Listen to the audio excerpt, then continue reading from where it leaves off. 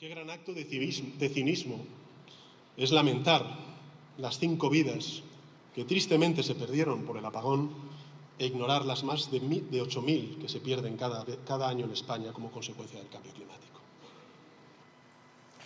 Reconozco que escuchar hablar a esto me enerva. Es más, diré que me pone violenta.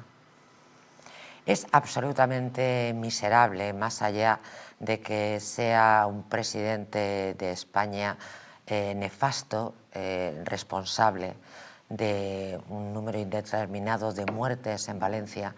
Es vergonzoso, es vomitivo, es miserable escucharle hablar y decir que, bueno, hay que lamentar las 5 muertes del apagón, un apagón responsabilidad naturalmente de él y de su nefasto gobierno y de sus nefastos enchufados, enchufadas y enchufades, que no solamente están puestos a dedo, sino que son culturalmente una banda de inútiles a su imagen y semejanza.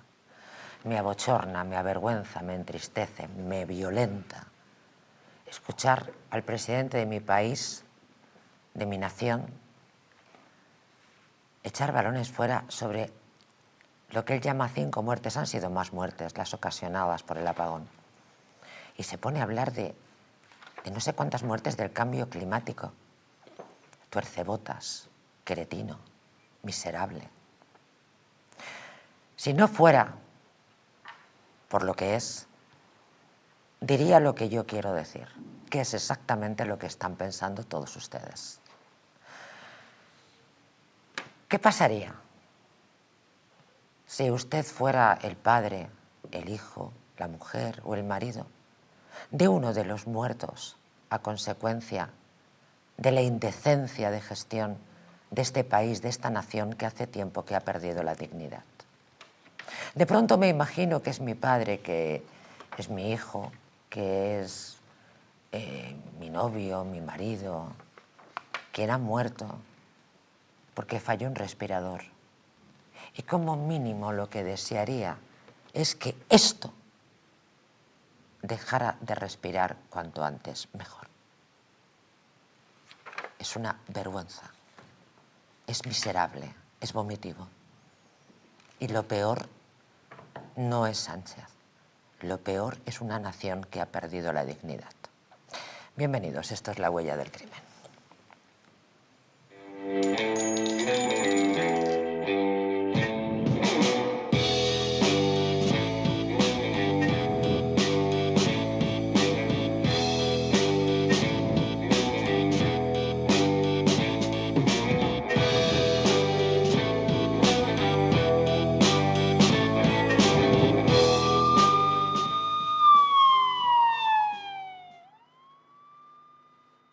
Bien pertrechada por abogados y periodistas, expertos de enorme interés para este programa especial que sí ha comenzado calentito. No estaba en mi intención hablar de Pedro Sánchez, que es verdaderamente un suceso de la crónica negra de este país, además de una persona absolutamente indecente con una boca que es una verdadera pocilga.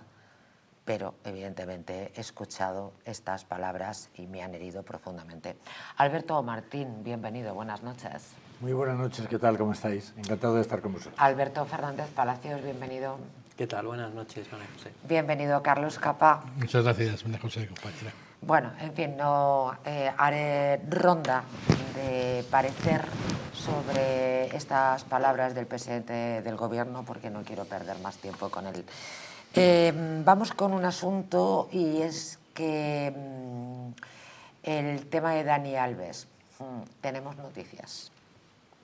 La Fiscalía ha interpuesto un recurso de casación por infracción de ley contra la sentencia dictada por la Sala de Apelaciones del Tribunal Superior de Justicia de Cataluña, que revocó la sentencia de la Audiencia de Barcelona que condenaba a Dani Alves a 4 años de cárcel por un delito de agresión sexual y en el que ve arbitrariedad, como ha asegurado.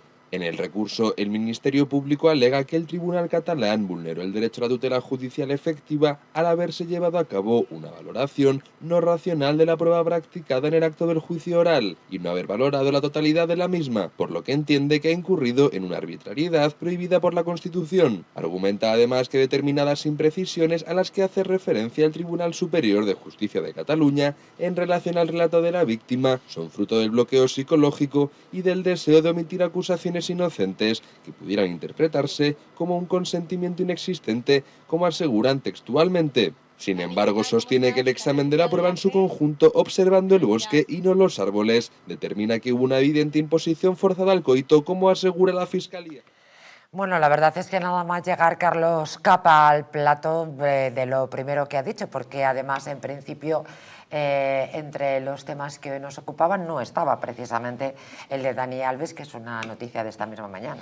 Sí, pero como este programa siempre está en el filo de la actualidad y tenemos que atender a esta Sí, me parece realidad, muy interesante. es así, pues sí, efectivamente. Además hemos tenido acceso al contenido íntegro del recurso de casación que ha presentado la Fiscalía ante la Sala Segunda del Tribunal Supremo y bueno, será un caso que nos dará mucho más que hablar. Todavía queda mucho recorrido. Tienes unas cuantas páginas ahí 66 delante, ¿no? páginas de recurso, en fin, documentada y, en fin, para los que les guste determinado tipo de literatura, en fin, muy detallada sobre determinados hechos. Pero bueno, en fin, lo que viene a decir es efectivamente, como decía la noticia de los compañeros, es que entiende que hay una infracción constitucional, de derechos constitucionales, porque el tribunal ha sido arbitrario al valorar determinadas pruebas. Veremos. Una noticia, como decíamos, reciente, que sometemos al criterio muy a bola pluma, como no puede ser de otra manera, de los letrados que nos acompañan, de los abogados. Yo tengo mi propia opinión, sinceramente no me he leído la sentencia de... No, ni tú ni nadie. De Alves, soy conocedor de ella por la prensa, ni tampoco el recurso que ha traído el señor Capa. Pero creo que es un recurso, una herramienta que ha utilizado el fiscal que no le va a llevar muy lejos, porque, o sea, tutela judicial efectiva para mi modesto criterio sí ha habido. Que no le guste lo que ya en segunda instancia un órgano colegiado como es un Tribunal Superior de Justicia haya hecho con una valoración conjunta y elementos periféricos de la prueba es otra cosa. Los recursos al Tribunal Supremo son muy difíciles de interponer, aunque estoy seguro que ese recurso hecho por un fiscal debe ser maravilloso. Pero no creo yo así, sin haber leído, me atrevo a decir que no va a llegar muy lejos. Bueno, en primer lugar, yo tengo que decir que el recurso de la Fiscalía era esperable y previsible.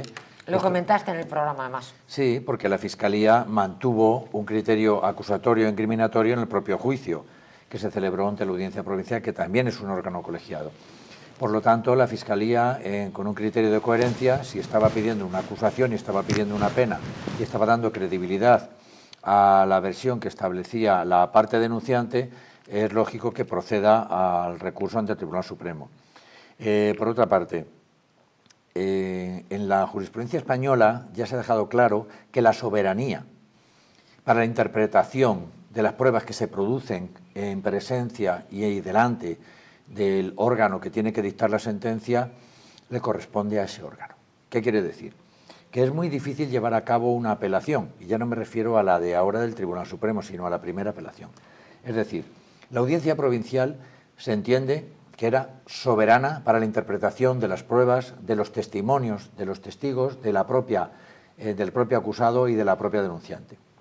Sin embargo, el Tribunal Superior de Justicia, en una sentencia que era sorprendente desde el punto de vista jurídico, nos gustara o no, revocar una sentencia dictada en el orden penal y que estaba siendo interpretada por el órgano que había estado en primer lugar, lo que llamamos el juez a quo, es decir, la inmediación de la prueba, es algo absolutamente, desde el punto de vista estadístico, muy inusual. Estamos hablando de que menos de un 3% de las sentencias se revocan, de las sentencias en el orden penal se revocan por la superioridad. Pero una vez que se ha revocado, lo difícil, y lo ha dicho también el compañero, mi tocayo, Alberto, el letrado, que el recorrido ante el Tribunal Supremo es extremadamente difícil. Pero en este caso el Tribunal Supremo se encuentra con dos sentencias de dos órganos colegiados, muy potentes los dos. No estamos hablando de un juez de lo penal, estamos hablando de la Audiencia Provincial de Barcelona, la Sala de lo Penal, que valoró el juicio en la primera instancia, habiéndose practicado en su presencia las pruebas, y también del órgano superior, que valora las pruebas de referencia que no han sido presentadas, digamos, practicadas en su presencia, pero que hace una interpretación diferente. Y yo creo que la tutela judicial se produce, pero la tutela judicial la necesita la víctima o presunta víctima, pero también el acusado. Ambos necesitan la tutela judicial. Está claro que esto es una cuestión de interpretación y que desde el punto de vista personal, desde el punto de vista social, desde el punto de vista de la opinión que todos tenemos, a cada persona y a cada juez nos hace inclinarnos a un sitio o a otro. Es decir, si creemos, como creyó la Audiencia Provincial, que el testimonio de la víctima constituye prueba en sí misma y que aunque hubiera un consentimiento inicial en cuanto a los primeros contactos de que yo paso donde tú estás y me gusta el rollo y quiero enrollarme, etcétera, etcétera, etcétera. Que es como fueron las cosas. Sí, eso es una realidad que parece que no se ha negado, y otra cosa es decir, si la Audiencia Provincial entiende que, como dice la víctima, después se retiró el consentimiento y después la víctima o la presunta víctima dijo, bueno, vale, pero hasta aquí quiero llegar, no quiero llegar más, no quiero llegar a la felación, no quiero llegar a que me cojan ni a que me empujes y tal. Es muy respetable, pero yo creo que esa carga de la prueba ya le corresponde a la víctima. Si la víctima, en un principio, en función de los vídeos y de lo que se ve cuando bailan, cuando participan, cuando hay un ámbito absolutamente distinguido y no de obligación, se entiende de que juerga, sí, de consentimiento, claro, estuvo participando y de me pone la situación un montón. Claro, y quiso entrar con él a un reservado. Claro. Se entiende que era para algo más íntimo. Para jugar al ajedrez creo que no... Para algo más íntimo que tenía que ver pues con un ámbito de una relación sexual hasta donde fuera. Pero si en ese algo momento, que no se podía hacer bailando, porque algo que el trasero ya se lo tocó. La intimidad.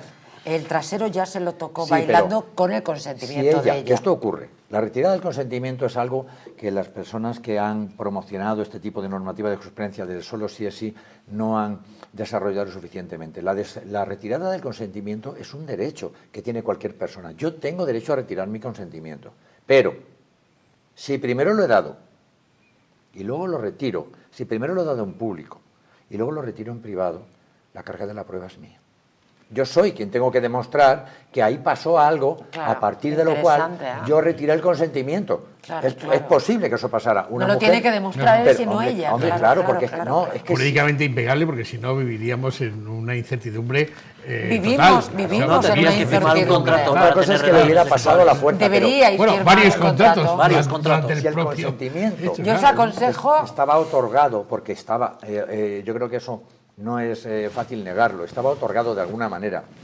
Cuando nosotros hemos tenido un caso muy parecido, es decir, una chica que acude a una cita de un chico y que ya previamente, por otros encuentros anteriores, cada vez que se veían en el ámbito donde estaba, en el ámbito de la intimidad, que es el ámbito de su casa, eran encuentros sexuales. Pero en esta ocasión ella denunció, ¿vale?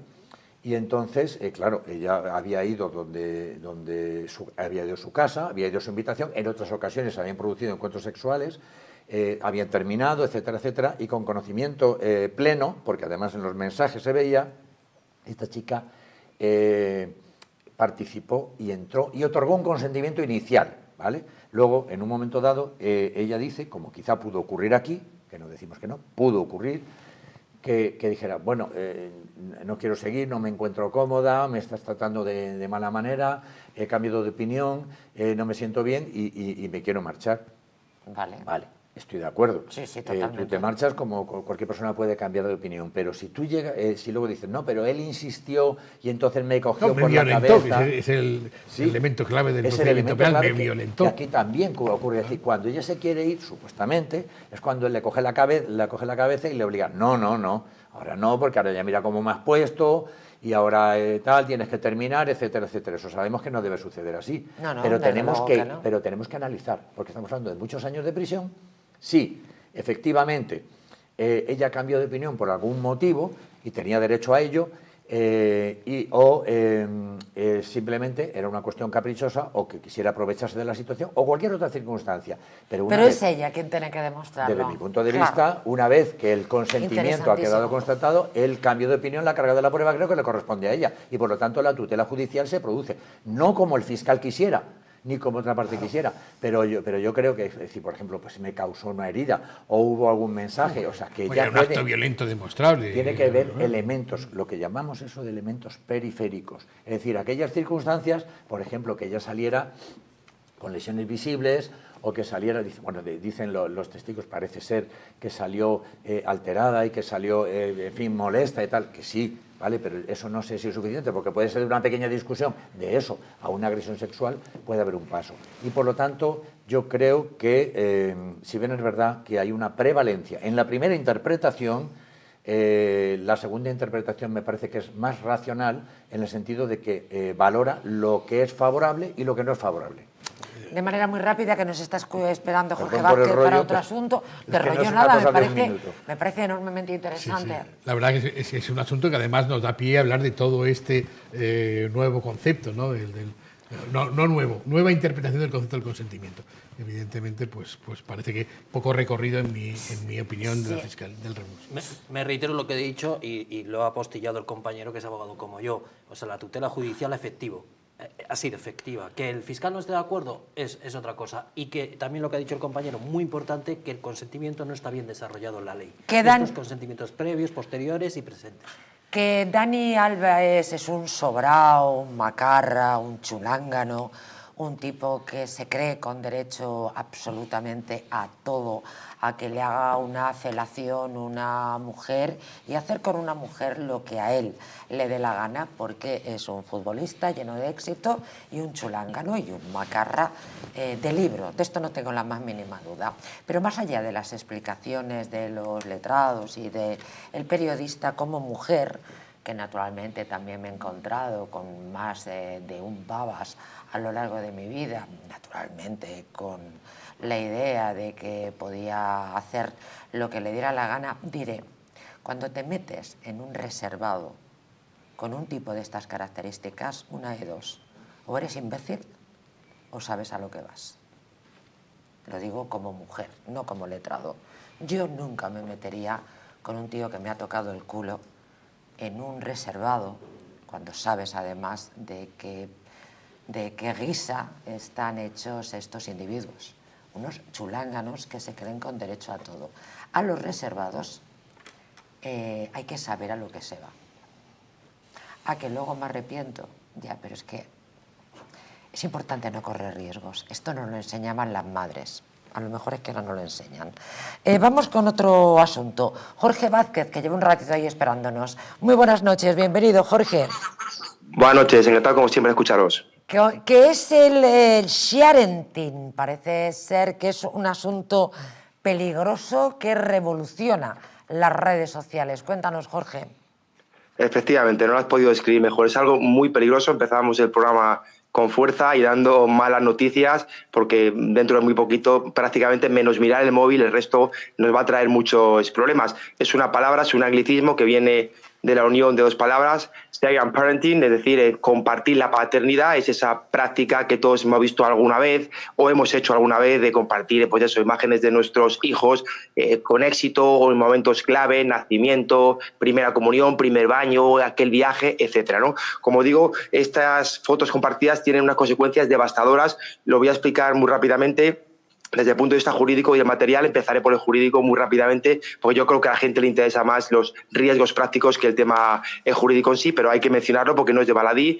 Compartir fotografías puede darse un quebranto de la Ley Orgánica 1/96 de protección jurídica al menor, por cuanto se puede dar una violación de la intimidad o de la propia imagen del menor. También se podría incluso incurrir en infracciones de la Ley Orgánica de Protección de Datos y ya en un extremo muy grande en el que el hijo ya con un poco de más edad quiera denunciar al padre, incluso pues un delito de revelación de secretos. Hablamos ya de delito, Código Penal, artículo 197. Pero, como digo, lo que más interesa, creo, son los riesgos materiales. Yo lo voy a intentar explicar a modo de escalones sin que se entienda que el primer escalón es menos grave que el segundo. Puede parecerlo, pero creo que todos tienen la misma gravedad. En primer lugar, supone la pérdida de privacidad de ese menor que nunca decide que sus fotos sean subidas a Internet. Son los padres quienes lo deciden a lo largo de los años y, por tanto, se va creando una importante huella digital sin el consentimiento del interesado de ese menor. Esto produce pues un impacto emocional en el futuro, lógicamente se desarrolla en el futuro, pero por actos que los padres han hecho en el pasado subiendo ese tipo de fotografías, insisto, sin consentimiento. Se han dado casos a continuación de ciberacoso, de burlas, porque otros menores pueden coger esas fotografías, hacer un collage, hacer una presentación, por ejemplo, y ridiculizar a ese menor poniéndolo en redes sociales, etcétera, casos de acoso y de ridiculizar a estos menores. También hablamos de un uso fraudulento de las imágenes. Pensemos en terceros que descargan las imágenes desde Internet, las pueden incluso manipular e utilizarlas, pues por ejemplo, fines publicitarios o fines de engaño o fines delictivos. Vamos ahora con la parte ya más grave, o que puede parecer más grave. Por ejemplo, hablamos del grooming y de la pedofilia. Grooming en cuanto a coger las imágenes de los menores y que se haga pasar por ese menor para contactar con otros menores, compartir pornografía e inducirles a esas prácticas, digamos, pedófilas. Y respecto a la pedofilia, pues usar ese tipo de imágenes con fines sexuales y, ojo, venderlas, manipulándolas ahora con la IA.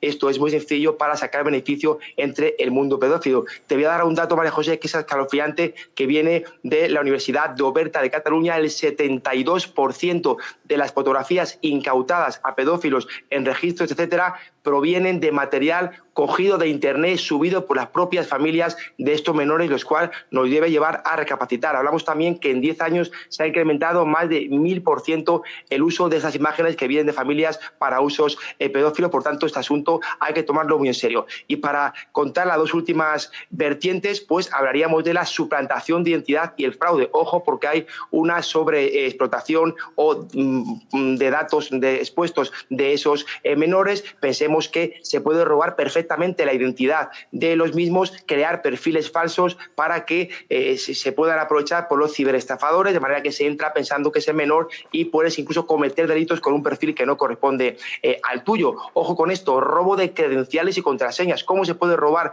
con una fotografía? Hombre, con una fotografía no, pero normalmente con esa fotografía acompañamos la edad, fecha de nacimiento, fecha de graduación, nombre y apellidos, el colegio al que vas. Es decir, datos que pueden ser utilizados muchas veces para contraseñas, porque utilizamos datos muy básicos de los hijos. Hay programas fraudulentos que se encargan también de adivinar ese tipo de contraseñas que se pueden utilizar en estos casos, y por tanto estamos dejando como pulgarcitos miguitas de pan para que los ciberestafadores lo recojan y con esas pruebas robar los credenciales. Y por último, María José, el fraude financiero. También me consta y he visto temas de fraude financiero suplantando la identidad de los propios menores, abriendo cuentas corrientes con estos perfiles falsos. Y ojo, también ha llegado a ver cómo se ha podido conseguir un préstamo a un menor, como lo estás oyendo, incluso haciéndose pasar por un mayor o incluso un mayor en beneficio de ese menor al que se ha suplantado. En definitiva, un caldo de cultivo, María José, para este tipo de estafadores, y lo que aquí recomendamos desde la Goya del Crimen es no compartir nunca imágenes de los hijos, no son de nuestra propiedad. Si se comparte, solamente hacerlo desde un círculo cercano de personas que pensamos que no pueden hacer uso torticero de las mismas, y por supuesto jamás compartir datos de fechas de nacimiento, lugares, etcétera, que se puedan utilizar para robar credenciales. En definitiva, hagamos que la maternidad sea una maravilla y no una pesadilla. Muchas gracias, Jorge Vázquez. Gracias, buenas noches. Qué interesante. Gracias. Y la verdad a vosotros, es que un saludo. gracias. Bueno, y con independencia de este suceso que dejó encima de la mesa, esta última recomendación de Jorge Vázquez me lleva a pensar dónde está la Fiscalía de Menores ante todas las mujeres estas en Instagram exhibiendo a sus hijos desde el paritorio, literal, y toda la vida del niño. Es una vergüenza estas individuas que viven de exponer a los hijos. Pero hay mujeres que viven exclusivamente porque, claro, llaman la atención, gusta el recorrido de los niños. ¿Dónde está la Fiscalía del Menor que no dice a estas señoras, ustedes son muy indecentes? Bueno, y alguna de ellas te dice, es que yo la he parido y yo hago lo que quiero. Usted, señora, usted es absolutamente miserable. Instagram, YouTube está lleno, no voy a dar nombres naturalmente, pero yo creo que todos conocen a señoras que viven de parir a hijos que exhiben las 24 horas del día. Un día vamos a dedicar un especial a este asunto. ¿Dónde está la Fiscalía del Menor? Yo creo, María José, que el 90% de las madres y de los padres, los responsables de los menores, de su cuidado y de su protección, son responsables y no hacen estas cosas. Esta gente que se dedica a esto es que tiene el concepto de que el hijo es propiedad. Y el hijo no es propiedad de los padres. Yo una vez porque no solamente los atención... ponen públicamente que tenía que estar prohibido y no permitirlo en las redes sociales, y tenía que actuar de oficio la Fiscalía de Menores, es que también hacen negocios con ellos, porque los meten en catálogos de Alcampo o de sitios así sin pedir consentimiento y ganando dinero y lucrándose siempre a través de un niño que se creen que es un bien más y una propiedad. Y tenía que estar absolutamente prohibido porque es un peligro. La verdad es que sería otro asunto que me propongo hacerlo como un especial, porque esto es una situación que estamos viviendo en España verdaderamente terrible, pero en cuanto a este sharing, la verdad es que qué barbaridad, ya da miedo esto. Sí, pero date cuenta, y mis compañeros letrados seguro que han tenido algún caso que en procedimientos de familia a veces hay madres o padres que presentan una demanda porque un padre o una madre ha puesto en su Facebook o en su WhatsApp, no sé qué, una foto con su hijo, ha dicho, no, es un menor, está prohibido, es cierto, está prohibido por la ley. Y te demandan ¿cómo va a estar prohibido por la ley? En un cumpleaños, sí. Pero vete a YouTube, ¿quieres que te ponga yo canales? Sí, bueno, pero para que tú exhibas una foto de un menor, tiene que ser el consentimiento de ambos cónyuges, y en caso de separación o de divorcio, yo he visto las demandas cruzadas porque has puesto una foto de cumpleaños con tu hijo. Depende. O sea, hay casos. Pero ¿cómo va a estar prohibido? Está limitado por la vida de niños, pero desde que la están pariendo. Es un tema muy, muy complejo, todo lo que tenga que ver con Internet y con las redes sociales, porque es un mundo infinito que nadie puede controlar. Cuando Alberto decía el 90%, está queriendo decir que la inmensa mayoría de las personas, lógicamente. Es decir, normalmente las personas que de alguna forma difunden en un ámbito más cercano o menos cercano las fotos de sus hijos consigo en aspectos de ocio, lo hacen de buena fe, lo hacen con un criterio de no perjudicar a nadie. Y efectivamente solamente cuando hay conflicto, como decía nuestro compañero periodista Capa, efectivamente el otro denuncia, que antes seguramente no denunciaba, y a lo mejor ocurría lo mismo en los cumpleaños. Seguro. Entonces, lo que hay que estudiar desde mi punto de vista, primero, para no perder el foco, es en quién comete el delito. El delito lo comete la persona que está utilizando los datos o la imagen para un abuso, para pedir un crédito o para hacer una falsedad o para conseguir un beneficio, ¿vale? No nos confundamos. Primero, el delito lo comete el delincuente. Y entonces, donde tiene que estar la Fiscalía, donde tiene que estar el Estado, donde tienen que estar los poderes públicos en primer lugar, es en la regulación de este caos absolutamente infinito que suponen las redes sociales, que además, como habéis escuchado todos los responsables de las grandes redes sociales, de alguna forma las limitaciones que tenían las han quitado. O sea, que ver el otro, decir, no, aquí cada uno ya no hay filtros, uno puede decir lo que le dé la gana, puede insultar, amenazar, acosar, esto existe todos los días. Es decir, harían falta 1000 fiscales, 1000 es una forma de hablar también, constantemente, uno detrás de cada uno de nosotros, uno detrás de cada uno de los delincuentes, para decir, todo lo que se comete en las redes sociales, que sabemos que es delito, puede ser perseguible, es prácticamente infinito, porque se ha llevado a la sensación de la impunidad, no pasa nada. Bien, y luego ahí vamos a lo que decía Jorge Vázquez, es decir, ya que esto no está regulado, ni autorregulado, ni regulado por los gobiernos, ni protegido, y por lo tanto es un mundo de altísimo riesgo, entonces las personas que tenemos esa responsabilidad en los menores o no tan menores, con o sin consentimiento, con discapacidad, etcétera, etcétera, tenemos que tener un criterio conservador. Es decir, todo aquello que creamos que supone un riesgo, no tenemos que hacerlo, pero la inmensa mayoría de las personas que lo hacen, no lo hacen. Por ejemplo, lo que tú decías, existe, es decir, ese aprovechamiento mezquino de algunas personas que puntualmente se dedican de forma interesada. No viven de esto todos los días de su vida. Claro, pero es diferente a los casos de las... tú ves que 40.000 en WhatsApp de amigos y conocidos que están con sus hijos. Sí, no tiene nada que ver. Exactamente. Entonces yo creo que esa línea hay que establecerla, es decir, que están en un ámbito familiar, en un ámbito privado. Hoy unos de los grupos familiares que yo tengo pues habían publicado, entre nosotros habían mandado en WhatsApp una foto antigua en la que era de una comunión en la que había 30 o 40 que nos ha encantado todos verlas para ver cómo éramos en aquella época. Sin embargo, en esas fotos pues había muchísimos, la inmensa mayoría eran menores.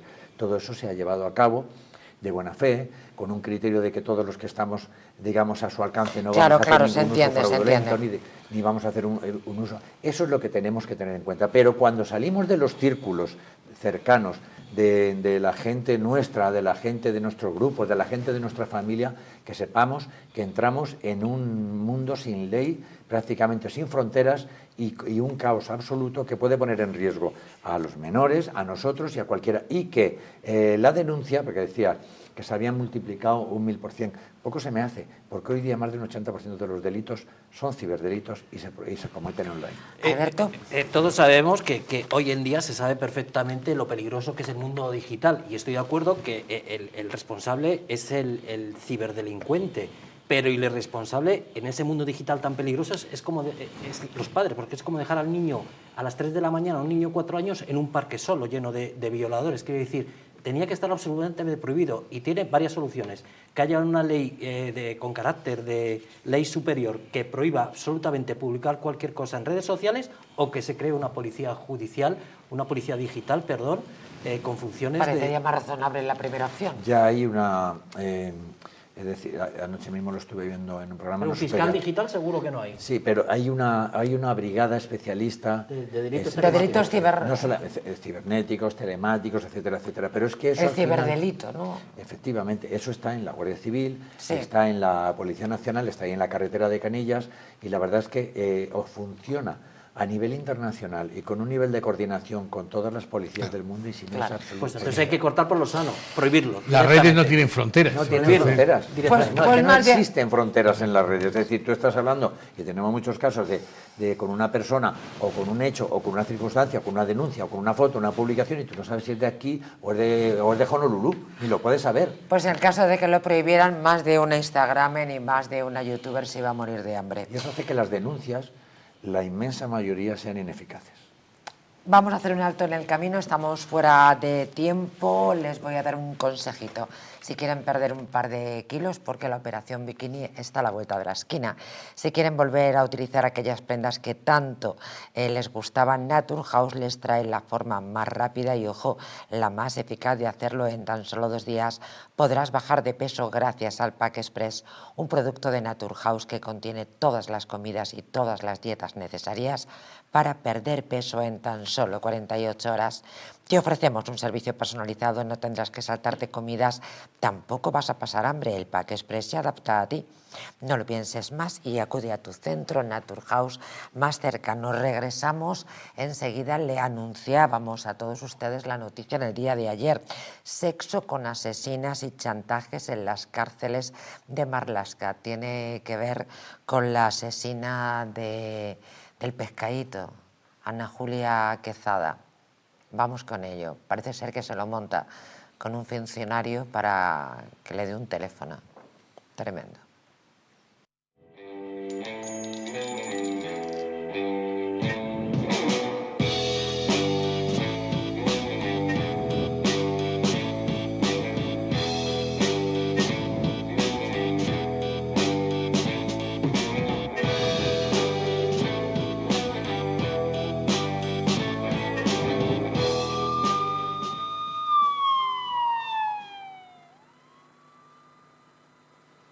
Muebles Adama, muebles a medida para toda tu casa.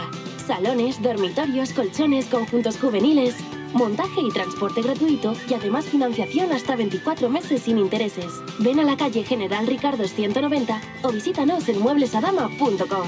Muebles Adama, muebles grandes a precios bajos.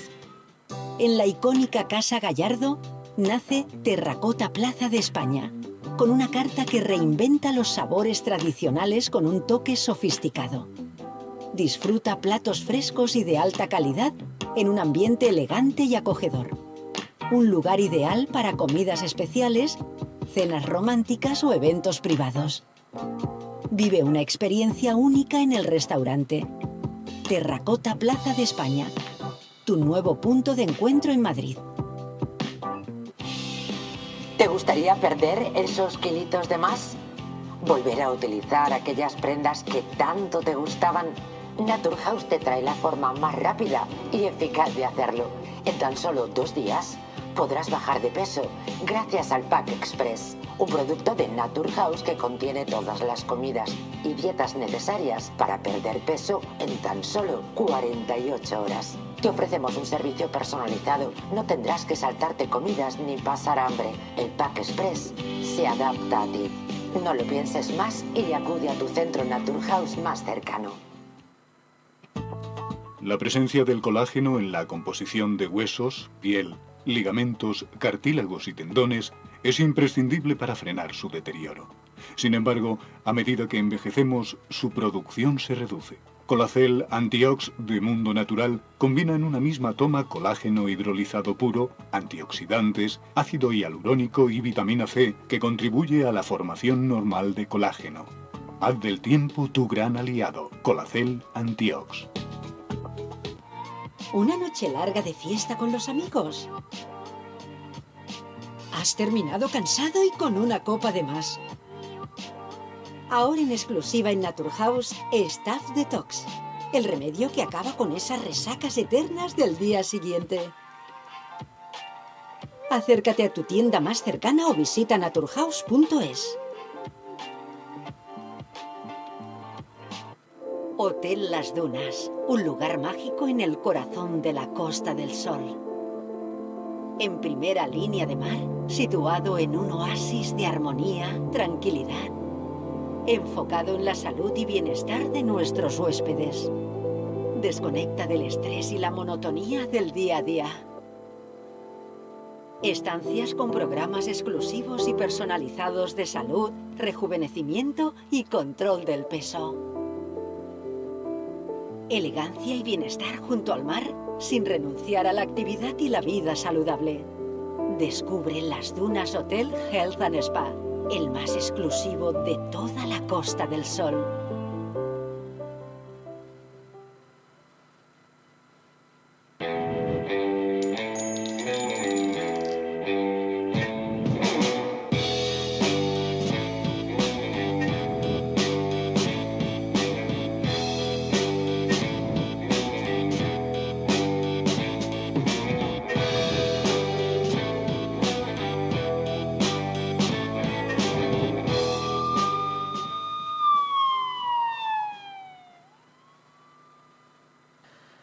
Anunciábamos la noticia ayer cuando teníamos al portavoz de la Confederación Española de Policías aquí sentado en el estudio contándonos las aberraciones que el pequeño Marlaska no quiere escuchar. Ya saben a quién me refiero, naturalmente, al ministro de Interior, que de grande tiene lo que yo de esquimal. Parece mentira, ¿verdad?, que este tipo una vez hubiera tenido dignidad. La ha perdido totalmente. Estas son las cárceles de Marlaska.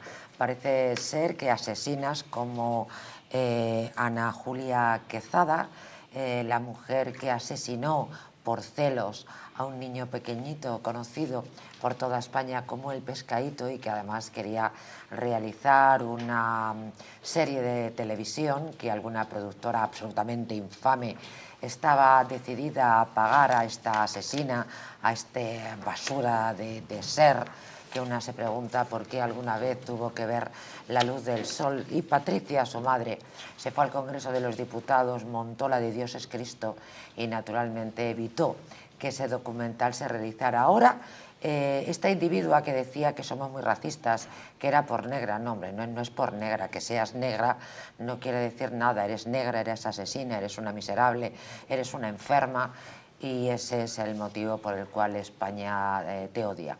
Esta individua, pues que debía hacer las maravillas en los bajos del padre del pobre Pescadito, que lo tenía estúpido perdido y que naturalmente aquí la única que vale realmente es la madre que se dejó la vida y no se enteró absolutamente de nada porque, insisto, debe hacer un trabajito fino la individua. Trabajito que también le ha hecho, parece ser, a los funcionarios. Tenemos a José Manuel Caro, a quien vamos a saludar inmediatamente, pero decís que ya llueve sobre mojado en la cárcel de Ávila. Sí, es cierto, está en las hemerotecas y en toda la historia judicial. Ya ha habido procedimientos procedimientos en los que ha habido enjuiciamientos, sentencias, etcétera, hace años. Es decir, que las relaciones de funcionarios, o presuntas relaciones de funcionarios con mujeres ya han sido denunciadas, expuestas, también acreditadas, juzgadas y condenadas. No es la primera vez que esto sucede. Precisamente en esta cárcel, sabemos que es una cárcel muy pequeña, la de Brieva, que es donde estuvo Urdangarín, donde estuvo Roldán en su día, sí, así que tiene sus módulos. Es una cárcel muy especial en ese sentido y yo creo que se dan muchas circunstancias para que se produzcan este tipo de cuestiones, pero con un personaje como estos hay que tener cuidado, porque estos son de los que te graban, te chantajean.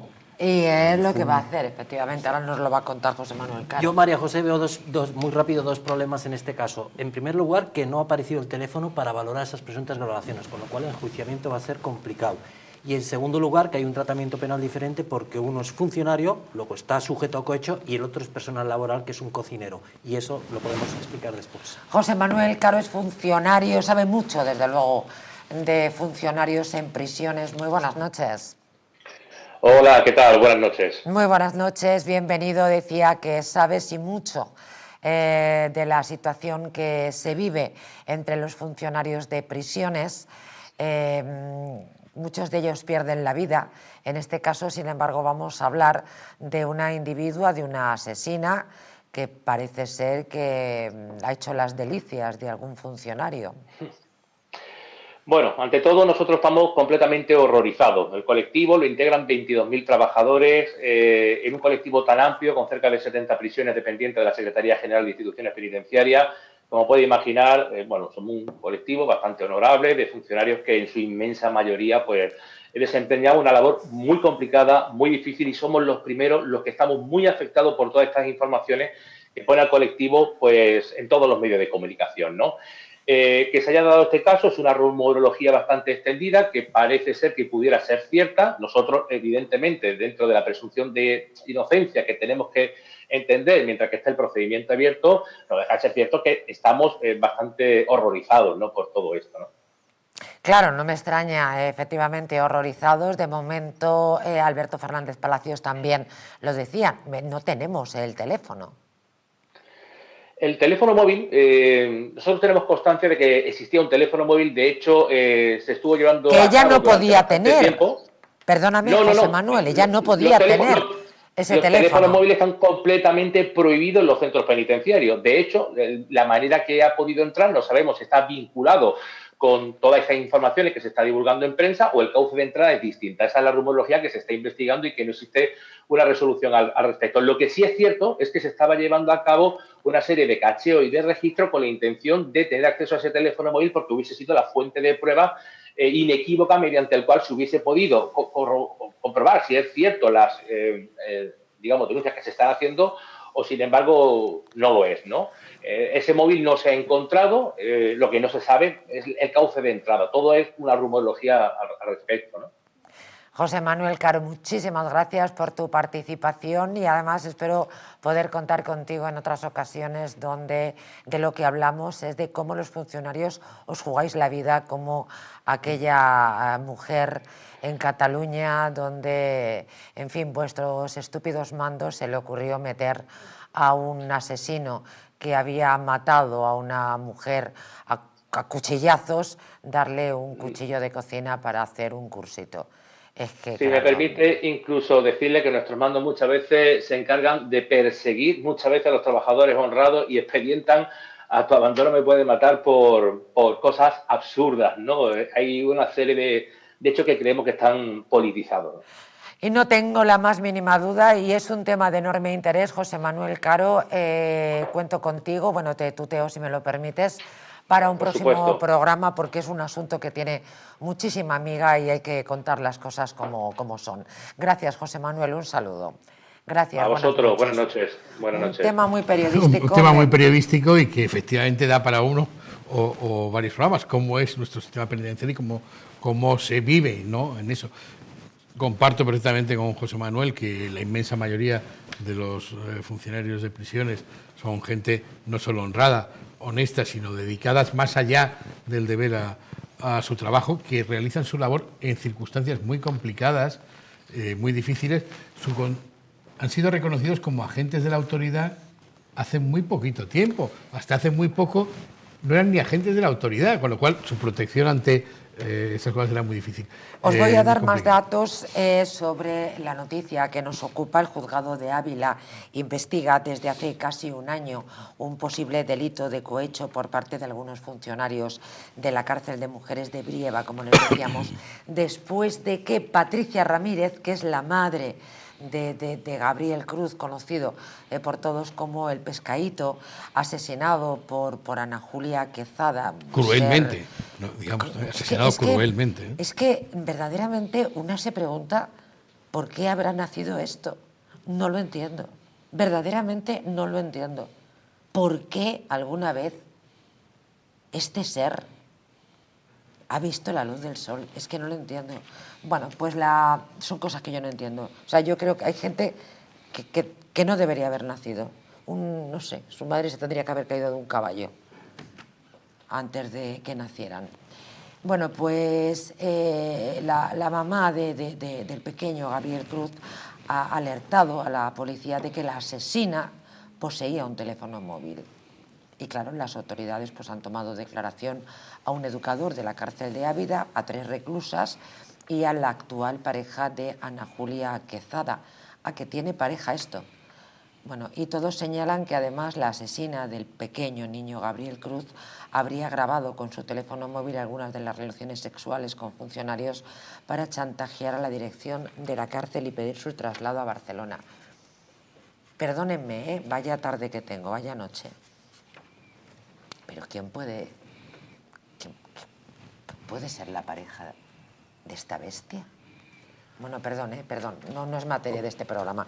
Discúlpenme, es que he empezado muy encendida con la alcantarilla que tiene el presidente del gobierno por boca y ya, pues la verdad es que no me he tranquilizado. Me voy a tomar un Lexatin antes de terminar el programa. Tú lo has dicho, María José, la maldad no tiene límites.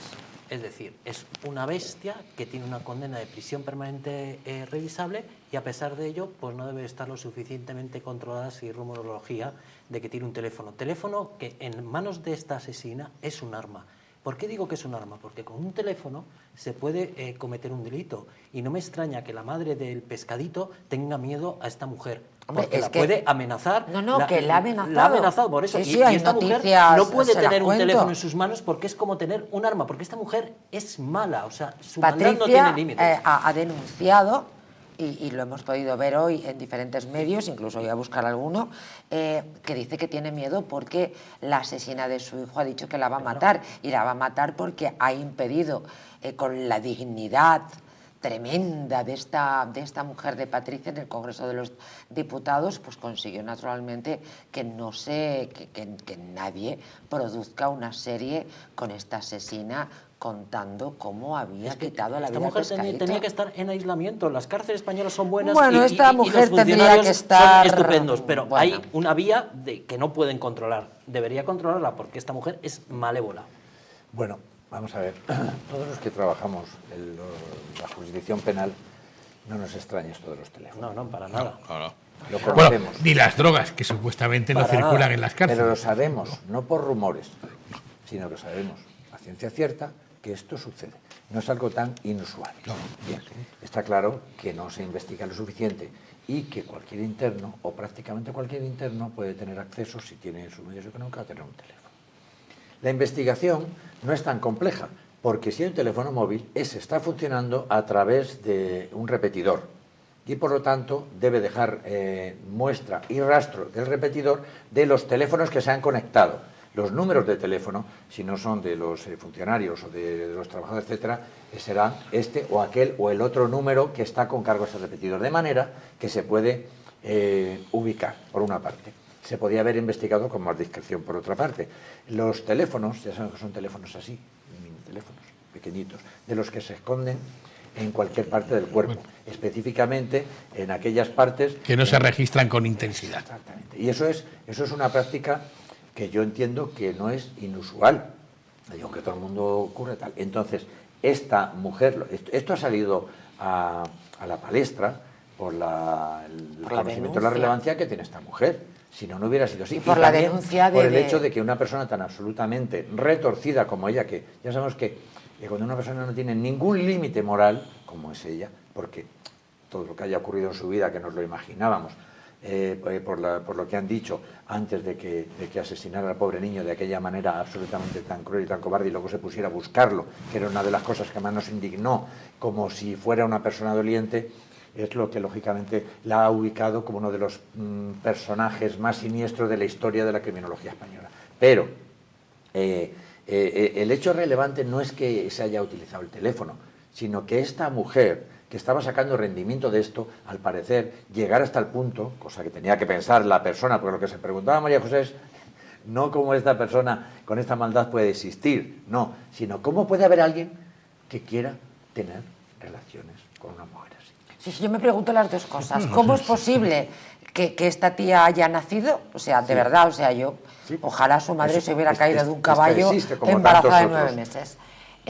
Pero la siguiente es cómo es posible que una aberración pueda acercarse a eso. A sabiendas de que como tenga 1 milímetro de posibilidad de margen, te va a arruinar la vida. Pero bueno, ¿vale? pero bueno, si una persona a mí no me entra en la cabeza. Y por sus bajos instintos quiere tener relaciones sexuales, estoy seguro de que hay 1000 fórmulas en la vida, en internet, en un club o en cualquier sitio, para tener acceso de sexo por dinero. Claro. Bueno, pero tú sabes, Alberto, que la vanidad humana siempre es un elemento muy presente en el delito. Pero ¿qué vanidad puede ser Sí, he sido yo el que he tenido relaciones con la famosa asesina. No creo que esto pasa, Esto pasa. Hombre, acabas de recordarme, y estos son sucesos. A ver, individuos que, ¿cómo se llamaba de nombre? Carcaño. Carcaño, sí. No me acuerdo del nombre. Sí. Pues parece ser que había un montón de calentorras escribiendo cartas de quiero tener un hijo tuyo. Pero es que esta señora está casada y hay muchos delincuentes que se casan en la cárcel. O sea, una panda de calentorras de Padre y mi Señor mío escribiendo, pero adolescentes, una cosa tremenda. Indudablemente, si ella tiene una oportunidad de grabarlo, de chantajearte, de sacar dinero, de arruinarte la vida, a ella que le da igual todo, porque tiene prácticamente todo perdido, tienes que pensar que lo va a hacer. Entonces, ¿qué pasa? Que se corre la voz. Y como se corre la voz, y casi todo se habla o se dice o se sabe y hay muchos rumores, pues efectivamente la madre del niño dice, oye, ¿qué está pasando esto? Y una vez que se investigue van a salir muchas cosas, porque saldrán teléfonos, testigos, imágenes, las prisiones, y esta concretamente... Es vomitivo todo esto. Tiene cámaras. Tiene cámaras en casi todos los habitáculos. Pero también es cierto que conozco que determinados habitáculos, como es en la zona de... Hay zonas oscuras, en la zona de lavandería, etcétera, etcétera, que las personas que hacen este tipo de actos saben lo que son las zonas ciegas. Donde hay zonas oscuras como en el AVE, Madrid-Sevilla. Tenemos un gobierno tan imbécil que dice que no puede, que es incapaz de evitar que roben el cobre de determinados lugares porque no hay cámaras. Es decir, la panda de imbéciles del gobierno están diciendo a posibles terroristas que pongan una bomba en el Madrid-AVE, Madrid-Sevilla, porque esta panda de imbéciles están dando muestras de que no hay cámaras, así que avanti, no seré yo. Es un debate complicado porque también hablamos también de la libertad. Es un debate complicado. Si el gobierno nos pusiera una cámara en cada esquina, en nuestra casa, en nuestro portal, en nuestro ascensor... Sí, es un debate que estamos hablando del AVE. Es un debate complejo, ¿no? Pero cuidado, que estamos hablando del AVE. Miles de personas. Vosotros imaginaros un atentado en el AVE. Sí, en los aeropuertos. Y encima lo dicen. Es una idea mía. No, o son deficientes. O sois yo que tengo una mala noche. En cualquier caso, y como ha ocurrido, aunque pongas cámaras, si la persona va convenientemente encapuchada, cosa que no hay que estudiar. O si tiene acceso a los sistemas de control de las cámaras. Pero por lo menos lo ven. Si solamente hay que tienen que pensar y repensar cómo se protegen estas infraestructuras, teniendo en cuenta que a lo mejor para un beneficio, nos estamos yendo a otro asunto, de 200 o 300 euros han causado perjuicios de millones y millones y trastornos impagables a muchísimas personas. Pero sobre todo es que están diciendo a los malos que el gobierno de España no puede proteger una infraestructura. ¿Por dónde somos vulnerables? ¿Cómo es? De verdad, yo Yo creo que esto es un chiste. A ver, que lo mismo nos despertamos, todo esto es mentira y estamos en un año que ni recordamos. Permítanme que les hable de una cena que va a tener lugar para todas aquellas personas que están cansados de corrupción, de censura y de ataques a las libertades. Miren, llega a Madrid la Cena con la Resistencia. Es un evento exclusivo organizado por Distrito Televisión y por Hazte Oír que reunirá a periodistas, activistas y ciudadanos comprometidos con la verdad. Será el viernes 16 de mayo en el prestigioso restaurante Terracota, Casa Gallardo, en Plaza de España, un encuentro íntimo, elegante y combativo donde se abordarán temas claves como las tramas de corrupción del PSOE, el caso de Begoña Gómez, la persecución ideológica, la censura en redes sociales y el control mediático del gobierno. Componentes como Jesús Ángel Rojo, Javier María Pérez Roldán y Nouna Lozano. Esta cena no es solo un acto social, es un gesto de resistencia frente al deterioro institucional. Plazas limitadas, reserva ya en el 91 371 9167 o por WhatsApp 722 573 909.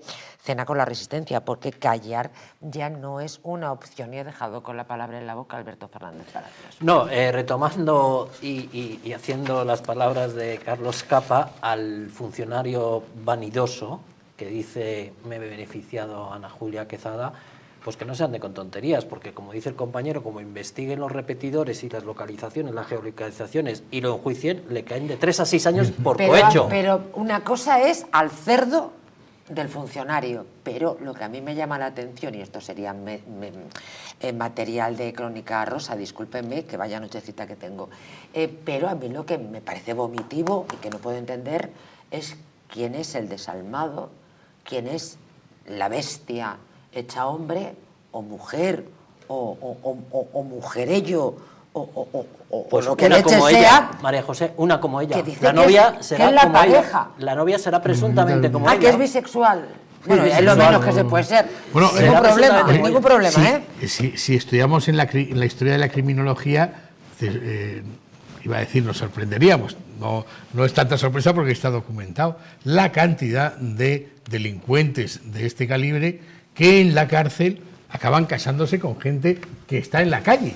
O sea, larguísima la historia. También da para otro tema, ¿no? ¿Por qué? Me habéis dado ya dos especiales, ¿Por qué no lo sabemos, no? Por vanidad, por notoriedad. Hay gente que le gusta lo peligroso, lo morboso, no lo sé. Pero hay mucha gente, en fin, que en la cárcel acaba contrayendo matrimonio, ¿no? Sí, o sea, en fin. Hubo también un caso de una psicóloga que tuvo una relación con un etarra y además luego se casaron y viven juntos, o sea que es una relación. Y hay un libro escrito y hay una película que trata de ello.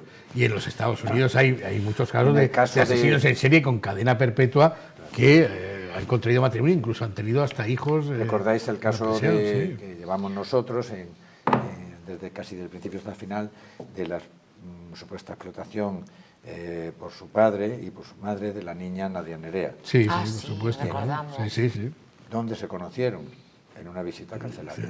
¿En un vis-a-vis? En un vis-a-vis en Palma de Mallorca. No en un vis-a-vis, no, en una visita, perdón. Había una amiga que iba a ver a otra persona y él dijo que tenía un amigo y ella dijo, pues le voy a presentar a tal. Y entonces el amigo ese era el padre y otra persona la madre se conocieron allí y esa relación hoy dura después de muchísimos años. Es una relación absolutamente estable y de hecho tuvieron a la niña. O sea, quiere decir que ese fue el origen y hay mucha gente que quizá no tiene otras alternativas y bueno... pero el que está en la cárcel no tiene muchas alternativas, pero la que está fuera o el que está fuera sí. Pero insisto, ¿quién se puede acercar, sin escupirla, claro, a Ana Julia Quezada sabiendo que ha asesinado a una pobre... El alma humana tiene alguna... Eso María José, le podríamos llamar... Hay gente para todo. Le podríamos llamar el síndrome de Ávila, como el síndrome de Estocolmo, que el secuestrado se enamora de la secuestradora, ¿no? Pues esto es el síndrome de Ávila. Una persona que no debe tener alma. Y una manipuladora de libro, que debe ser esta señora, por lo que hemos visto. Yo no creo que tenga mucha credibilidad, Yo no creo que ya a estas alturas tenga mucha credibilidad. No, pero yo creo que es una perversión. Su perfil psicológico, por lo que hemos visto en los juicios, en su declaración, en su actitud, buscando.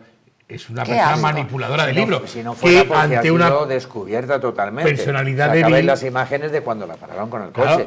Todos recordamos lo que había. Ante una personalidad débil, a lo mejor de este pobre funcionario, digo pobre que no se la carne de gallina pensando. Los pelos como escarpias. Se nos ponen. O sea, es un tema muy duro, pero sí que es cierto que puede haber personas que digan, tengo aquí mi minuto de gloria o la única posibilidad de tener algo preponderante en mi vida, no tener una vida absolutamente gente débil psicológicamente, humanamente, que se ve manipulada por alguien que tiene muchos más. Dice, vale, esa me vale. Seguro que, como dice el refrán español, que es muy sabio, para casi todos los casos, hay gente para todo. Hay gente pato, efectivamente. Permítanme que les voy a hablar de su flora intestinal. Y es que es esencial para el bienestar digestivo, para el metabolismo y también para el sistema inmunitario. La combinación de prebióticos y probióticos de Symbioline Megaflora con 2 mezclas estandarizadas de LA5 y BP12 aporta más de 35 billones de microorganismos vivos y la vitamina B6 contribuye al metabolismo energético normal. Symbioline Megaflora de mundo natural. Nos vamos, regresamos en 0,0. Lo hacemos con el tramo final de La huella del crimen, que evidentemente no vamos a bajar el pie del acelerador.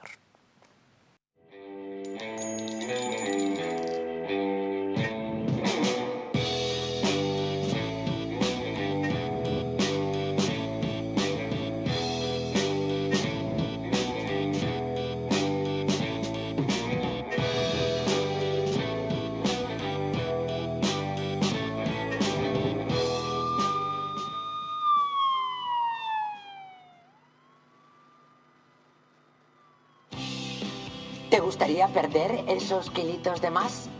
¿Volver a utilizar aquellas prendas que tanto te gustaban? Naturhaus te trae la forma más rápida y eficaz de hacerlo. En tan solo 2 días podrás bajar de peso gracias al Pack Express, un producto de Naturhaus que contiene todas las comidas y dietas necesarias para perder peso en tan solo 48 horas. Te ofrecemos un servicio personalizado, no tendrás que saltarte comidas ni pasar hambre. El Pack Express se adapta a ti. No lo pienses más y acude a tu centro Naturhaus más cercano. ¿Una noche larga de fiesta con los amigos? Has terminado cansado y con una copa de más. Ahora en exclusiva en Naturhaus, Staff Detox. El remedio que acaba con esas resacas eternas del día siguiente. Acércate a tu tienda más cercana o visita naturhaus.es. Hotel Las Dunas, un lugar mágico en el corazón de la Costa del Sol. En primera línea de mar, situado en un oasis de armonía, tranquilidad, enfocado en la salud y bienestar de nuestros huéspedes. Desconecta del estrés y la monotonía del día a día.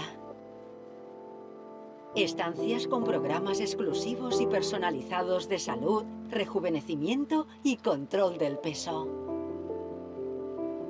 Elegancia y bienestar junto al mar, sin renunciar a la actividad y la vida saludable. Descubre Las Dunas Hotel Health and Spa, el más exclusivo de toda la Costa del Sol.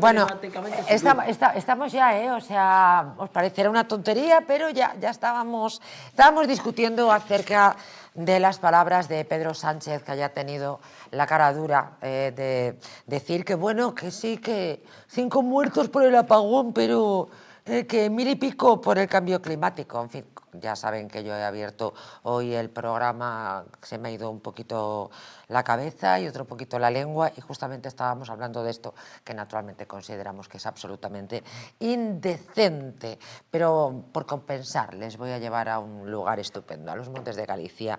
En el corazón de Madrid descubre los Montes de Galicia, donde la tradición gallega se encuentra con la innovación culinaria, saborea nuestros mariscos frescos, las carnes jugosas, los postres caseros, todo preparado con ingredientes de la más alta calidad. Disfruta de una experiencia gastronómica absolutamente única, en un ambiente acogedor, en un ambiente elegante, donde cada comida es una celebración. Eso es exactamente los Montes de Galicia. Te esperamos, Montes de Galicia, en la calle Azcona 46, Madrid. Reserva tu mesa hoy mismo. Uno de los asuntos que traemos hoy, que además le tiene bastante querencia a nuestro periodista, es el asunto tremendo de Traspinedo, ¿verdad?, de Esther López. Anda que no hemos hablado de este asunto. Vamos a ir inmediatamente con él, pero tenemos a Javier de la Hoz para que nos hable de bute o fantasía, la peligrosa droga que se usa para adulterar bebidas y alimentos para cometer agresiones sexuales. Vaya programita. Javier de la Hoz, buenas noches. Hola Javier, pues tenemos problemas. Vaya, vamos a volver a intentarlo. ¿Me escucháis? Vamos a ver ahora. ¿Ahora? Sí, ahora sí que te escuchamos, Javier.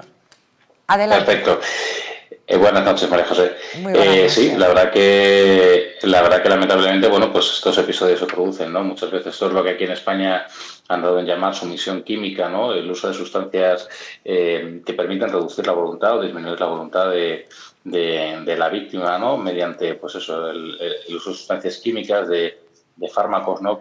O drogas que deprimen el sistema nervioso central y permiten reducir la voluntad, ¿no? En el caso de fantasía o bute, pues que las autoridades australianas han detectado, ¿no? Esta nueva sustancia, pero que, bueno, además es peligrosa para la salud, ¿no? Porque además no se trata solo de reducir la voluntad, es que también si se nos va la mano, ¿no? Con el uso de esa sustancia, pues puede producir graves consecuencias para la salud de la víctima, ¿no? En cualquier caso, pues bueno, pues se trata nuevamente pues de consumar una agresión, muchas veces agresión sexual por otros medios quizás no tan violentos como puede ser el sometimiento físico de la víctima, pero bueno, pues también tiene un riesgo para la salud, ¿no? Aquí en España esto no es nuevo, ¿no? Aquí en España es habitual, ya es conocido el uso de este tipo de sustancias. Aquí en España esto de la sustancia conocida como fantasía en Australia no se conoce, pero aquí en España se utiliza lo que vulgarmente se le conoce como éxtasis líquido, que es el GHB, pero que no tiene nada que ver con el éxtasis líquido, porque el éxtasis líquido es una sustancia estimulante, pero o sea, el éxtasis como tal, pero bueno, se le conoce popularmente así. El GHB, sea como fuere, es un depresor del sistema nervioso central, igual que los derivados de las benzodiazepinas. Este tipo de sustancias mezcladas con el alcohol, que también son depresores del sistema nervioso central, pues permiten reducir la voluntad de la víctima, ¿no? Y hemos visto algunos sucesos efectivamente cometidos bajo esta sumisión química. Efectivamente, ¿no? Esto mezclado con el alcohol, ¿no? Si estamos tomando algo en un local y perdemos de vista la copa, estamos con una persona que no conocemos y que pudiera ser el responsable de eso, pues bueno, tenemos que sospechar, ¿no? Personas que se me viene a cuento nos quieren invitar a algo. Bueno, yo siempre recomiendo pues no perder de vista nuestras consumiciones, porque ahí sí que nos pueden echar algo, aunque afortunadamente estos casos son minoritarios. No solo se utiliza para agredir sexualmente, también yo he conocido un caso personalmente de una persona que le echaron, en este caso era un hombre, que le echaron lo que pudiera ser rohypnol también en la bebida y bueno, pues el objeto fue pues llevarle al cajero a sacar dinero, hicieron compras en centros comerciales, etcétera, ¿no? Aprovechando el lapso en el que esta sustancia hacía efecto, y luego además el problema que tiene es que luego es muy difícil detectarlas, ¿no? Pasadas unas horas se metabolizan muy rápido y es muy difícil detectarlas, ¿no? En una analítica. Tremendo. En cualquier caso, siempre prudencia, desconfiar de los desconocidos y recordar también que O sea, no queremos infundir falsa alarma, ¿no? Es verdad que hay que ser prudente, pero también me gusta recordar que la mayor parte de las agresiones sexuales no son a manos de desconocidos. La inmensa mayoría de las agresiones sexuales se producen en el ámbito familiar y por personas conocidas, ¿no? Entonces, bueno, a pesar de que es un modus operandi que se conoce por parte de las fuerzas y cuerpos de seguridad para cometer agresiones sexuales, no es el habitual, ¿no? Ni el entorno en el que sucede es el habitual. Pero, gracias. no obstante, pues es conveniente ser precavido. Muchísimas gracias, Javier de la Uz. Un abrazo enorme. Gracias. Un fuerte abrazo, María José. ¿Qué experiencia nos ha contado además de alguien que él conoce con Rohypnol? Hasta donde yo sé, es un medicamento, es un inductor al sueño que mezclado, claro, y de pronto pero un depresor, le llevan... al fin y al cabo, son todas estas... que esto ya es y bueno, claro, y también la cantidad, a lo mejor un Rohypnol te duerme y no sé cuántos Rohypnoles... O te adormece, te baja las defensas, en definitiva, como los burundangas y todo este tipo. Sí, la canción de Lolita, el burundanga. Claro. El burundanga. Claro, es decir, al final, ¿era burundanga? Era burundanga la canción de Lolita, a bajar la resistencia y a bajar la conciencia, lógicamente, y a poder acceder. Esto está muy de moda en determinadas salas y discotecas donde se utiliza mucho de manera... Yo creo que no se conoce hasta qué punto se establece una responsabilidad criminal con esto, porque cuando una persona está siendo, digamos, de alguna forma, como pasó con el tema de las niñas, las nietas de este señor del Pelicote español. Ah, tremendo, claro, ese caso que lleváis en el despacho. Se utiliza droga para que queden adormecidas, para que accedan a las pretensiones sexuales, para que no recuerden, para que no cuenten. Es decir, es uno de los elementos más absolutamente criminales y abyectos que se puede hacer para bajar las defensas de menores, de mujeres o de niñas o de personas que pueden ir a divertirse.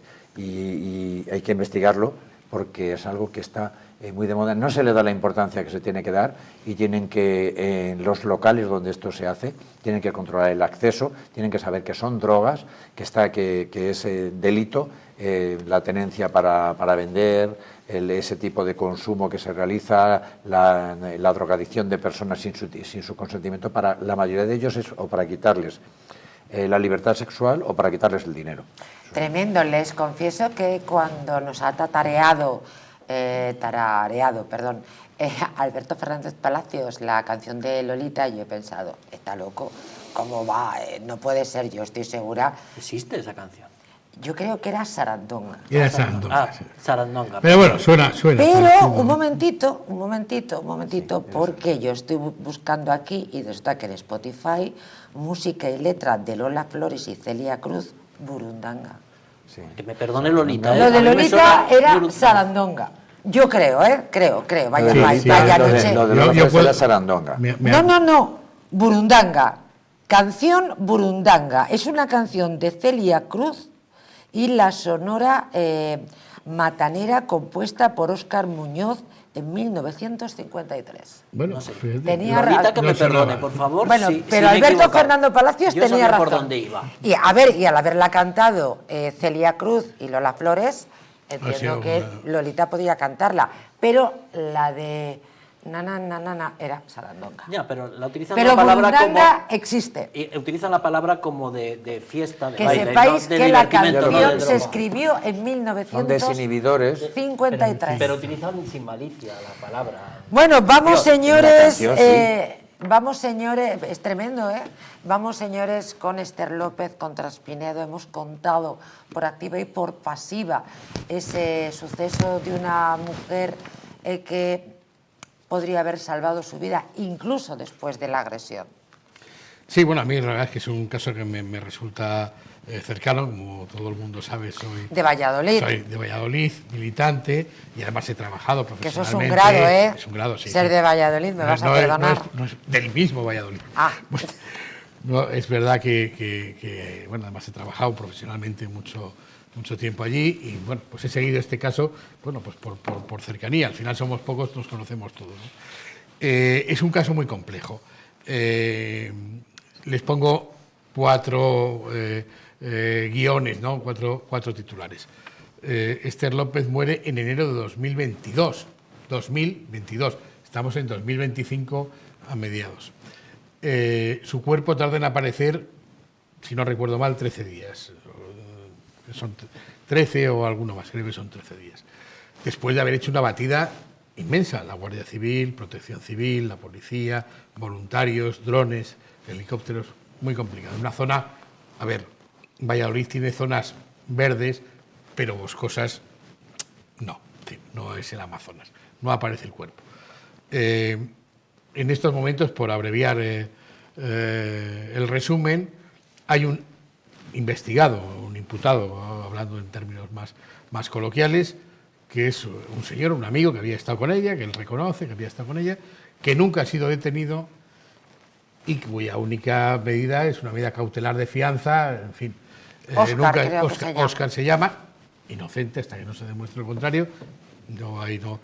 ¿Cuántos años llevamos con este asunto? Desde enero de 2022 hasta ahora 3 años y medio. Ahora, claro, yo comprendo el dolor de la familia porque debe ser inmenso, pero el dolor de la familia se centra en que a este señor, que nunca ha sido, en fin, aquí nuestras fuerzas de seguridad, la policía judicial, la instrucción judicial suele ser bastante eficiente. Alguien no está 4 años en libertad sin haber estado detenido si no hay una prueba un poco sólida que indique eso, ¿no? ¿Qué es lo que falta? Es decir, no hay una prueba. Y la familia, su única reclamación es que este señor en concreto entre en prisión, vaya a la cárcel. Hasta la Fiscalía se opone, ¿no? Es un caso complicado, ¿no? Han pasado 2 jueces por el mismo juzgado y, bueno, pues ahora se ve que se cierra la instrucción, que me parece muy razonable, porque un caso penal y más de un homicidio o un asesinato, veremos cómo se califica, no puede estar 4 años abierto en instrucción.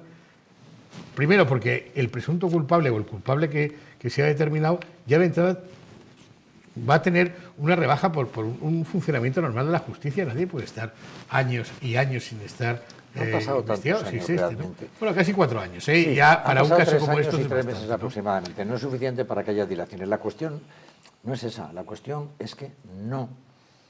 Hay una convicción de que todo el mundo sabe, o cree, o piensa. Pero Alberto, ahí están los derechos del investigado también. Es como que no puede estar 4 años investigado sin que nadie determine. Sí puede. Pero no parece razonable que alguien... Es que la cuestión es que... Cuando son pruebas que ya han desaparecido. Pero no se encuentra una prueba objetiva, porque claro, dice, como la prueba hasta que se estaba pidiendo, que efectivamente, según, que esto tenía que ver también con la primera noticia de lo del teléfono en la prisión, según los repetidores, los teléfonos de la víctima y de él estuvieron de forma cercana y paralela durante bastante tiempo en la carretera. ¿Vale? Pero eso quiere decir... eso es un elemento importante, pero de aproximación, pero dice, eso no quiere decir que la matar. Claro. Es decir, que estuvo con ella, que estuvo cerca, no lo ha negado tampoco, que ha mentido, exacto, que ha mentido o que puede haber ocultado cosas, ¿vale? Y también que en la conciencia de todos los que conocemos un poco este caso, aunque no quizá con tanto detalle como tú, está claro que lo que has querido decir antes es que alguien llevó el cuerpo allí, porque si no... La propia investigación recordó que allí no estaba el día que murió.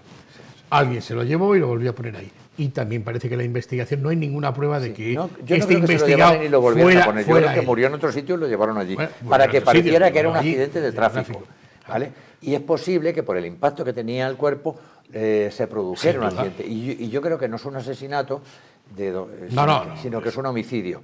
Pero no está la prueba objetiva, porque han mirado el coche, la ropa, los tejidos, los pelos, las cuerdas, todo, absolutamente todo. Bueno, incluso podría ser un homicidio imprudente. Podría ser un homicidio imprudente. Mucho menos penal, que es lo que pretendió el Chicle, en el caso de Diana Kerr. Es decir, bueno, es que al final luego ya se cayó, se tropezó y tal, lo que también dijo Ana Julia que sí, efectivamente. Es decir, Dale, al final él se... Con otros delitos como yo lo iba a matar, pero luego él se dio el golpe y se mató y tal. Es algo como increíble e inconcebible. Lo más escalofriante, por lo menos para mí de este caso, es pensar, creo, corregidme si estoy equivocada, que sea como fuere, si fue trasladada o no, en el momento en el que o la atropellaron o la agredieron, ella no murió en el acto, sino que podría haber salvado su vida, que fueron las heridas y que fue el frío lo que le llevó a la muerte. Que fue abandonada. Sí, pero María José, a lo mejor,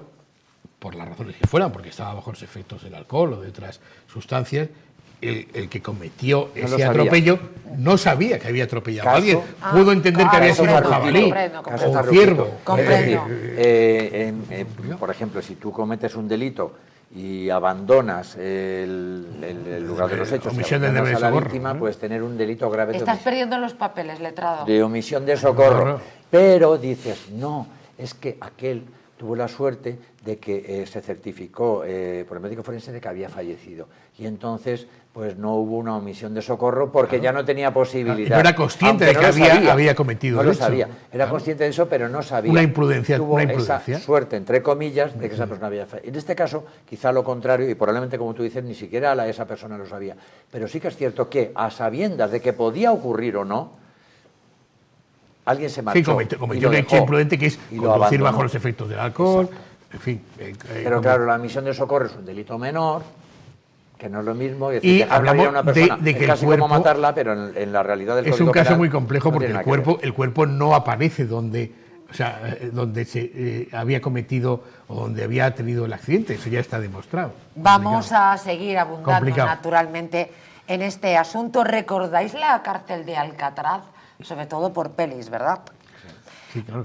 Ya que estábamos hablando... Allí estaría bien Ana Julia Quezada. Ahí estamos. Es que estábamos pensando exactamente lo mismo. Ahí estaría Hay bien. excursiones, hay visitas turísticas. Bueno, pues parece ser, ahí llevaríamos a Ana Julia Quezada, ahí estaría efectivamente, bien. de la cárcel de Brieva a la cárcel de Alcatraz, Alcatraz, efectivamente. San Quintín. Bueno, pues parece ser que esta cárcel, que la recordamos como aislamiento, disciplina y castigos, todo lo que merece Ana Julia Quezada, y no estar ahí a la sopa boba en una magnífica prisión de España, bueno, pues la quiere reabrir Donald Trump, que en fin debe de pensar como nosotros que hay individuos que tienen que estar en cárceles como esta.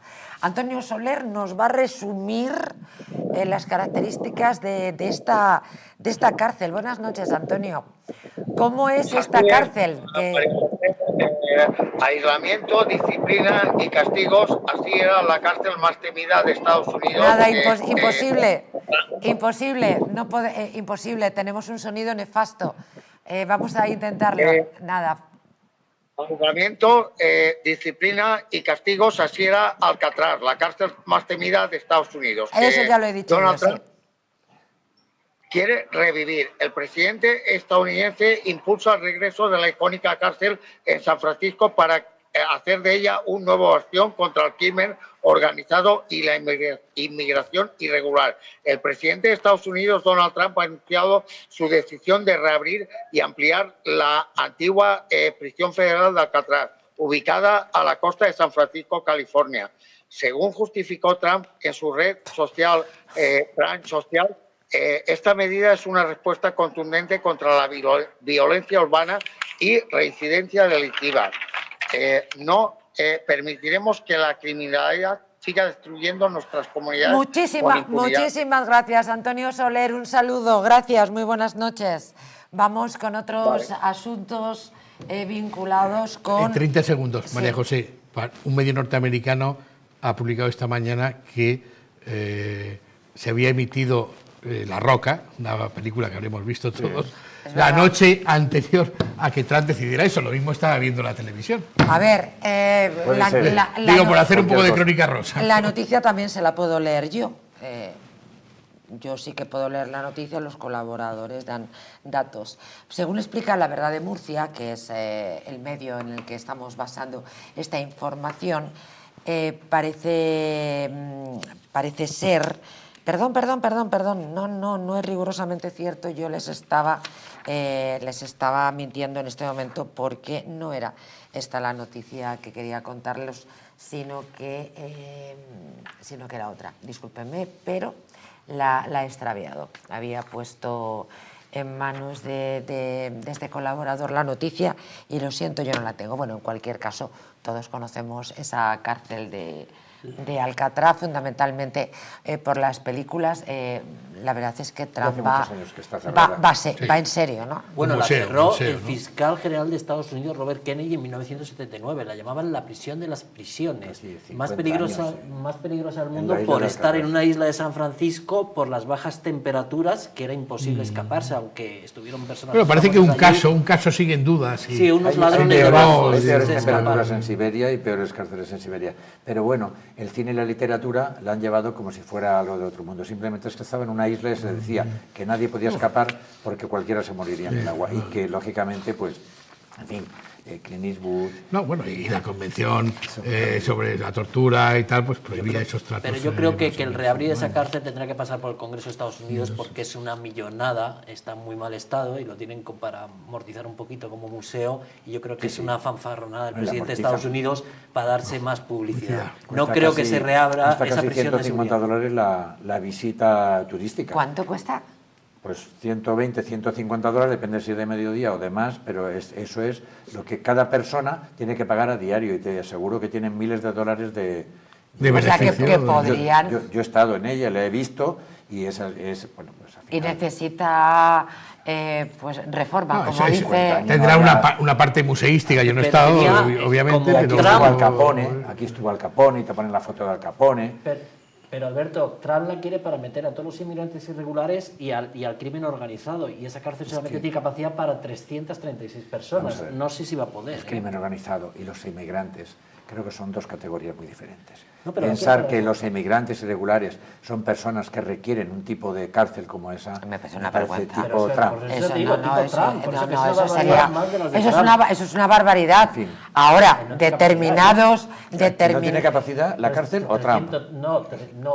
Ni Trump ni la cárcel. La cárcel tiene 336 puestos solamente. Inmigrantes ilegales son personas que muchas veces se quieren buscar la vida y que no hay manera de conseguir papeles. En este caso y en este país, los inmigrantes, delincuentes, el presidente del gobierno, el mismo, que le hemos escuchado decir que, bueno, que han muerto 5 en el apagón, pero que... ¿Y los que se mueren por el cambio climático? Sí, estoy haciendo la subnormal por intentar acercarme al presidente del gobierno. Bueno, pues ese presidente lo que hace es nacionalizar, legalizar o regularizar a muchísimos inmigrantes ilegales que son criminales y que son delincuentes. Estos sí que tendrían que ir al Alcatraz por algunas de las noticias que nosotros damos, pero por Dios bendito, cuántos inmigrantes hay que no tienen papeles y están trabajando y están dando el callo y están ganándose la vida y están ayudando a España y lo están pasando fatal y muchas veces son utilizados y explotados por personas indignas. Por Dios, no confundamos, por favor, no confundamos. Hombre, habría que intentar llegar a un país de manera legal, porque muchas veces, lamentablemente, son víctimas. Pero, por favor, no podemos confundir, por Dios bendito, anda que no hay situaciones terribles de inmigrantes que están en situación ilegal, pero están trabajando. Valor de todo eso que estás diciendo y la diferencia que hay entre los auténticos delincuentes y las personas que por unas u otras circunstancias tenemos delincuentes inmigrantes y delincuentes nacionales, como se puede. Sí, pero los nacionales me los como. El resto a sus puñeteros países. Pero por Dios bendito, no mezclemos las churras con las merinas ni el culo con las témporas, que me parece una bonita forma de terminar el programa, dada el nivel que hemos tenido en el día de hoy. Qué gusto, como siempre, estar acompañado por vosotros. Muchísimas gracias, Alberto Martín. Igualmente. Gracias, Alberto Fernández Palacios, que siempre ya sabes que es una alegría. Y Carlos Capa, que te voy a cantar, que me encanta tenerte en el estudio. Y que he disfrutado un montón. Siempre lo digo, a veces ustedes dirán, pero ¿cómo se puede disfrutar, verdad, contando estas cosas? Me gusta mucho lo que hago y me gusta estar rodeada de expertos de estas características. Y hoy, pues la verdad es que me he quedado descansadita, ¿eh? Y estoy segura que a algunos de ustedes les hubiera encantado estar aquí para soltar las que yo he soltado. Por cierto, que con tanto disgusto envejecemos a pasos agigantados. No puede ser. Colacel Antiox. Las arrugas superficiales, la flacidez o el descolgamiento de la piel son síntomas evidentes del envejecimiento, un proceso que a partir de los 40 años se acelera al reducirse la producción de colágeno en nuestro organismo. Colacel Antiox de Mundo Natural es un complemento alimenticio que aporta colágeno hidrolizado puro de alta absorción y antioxidantes, además de vitamina C, una vitamina esencial que contribuye a la formación de proteínas de relleno de la piel, como es el colágeno, la elastina, la tropoelastina o el ácido hialurónico. Gracias a su completa composición, un sobre al día de Colacel Antiox produce el mismo efecto que 3 envases de otros productos similares. Confía en Colacel Antiox, mucho más que colágeno, de venta en tiendas especializadas en el 914 46 0000 y en parafarmaciasmundonatural.es. Nos vamos, mañana es jueves y tenemos programa especial, matricidios escalofriantes, madres que pierden la vida a manos de sus propios hijos. El programa es brutal. Lamentablemente la actualidad nos ha dado casos más que suficientes para resumirlos en 10 sucesos, insisto, escalofriantes. Mañana, en La Huella del Crimen. Buenas noches a todos.